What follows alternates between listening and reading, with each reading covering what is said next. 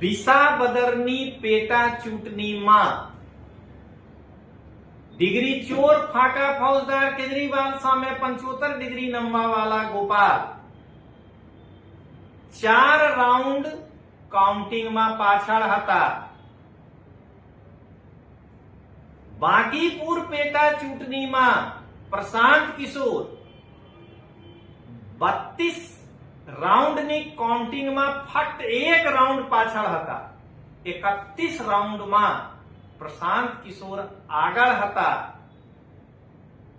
આને કહેવાય તાંડવ કરી દીધા છે પ્રશાંત કિશોર.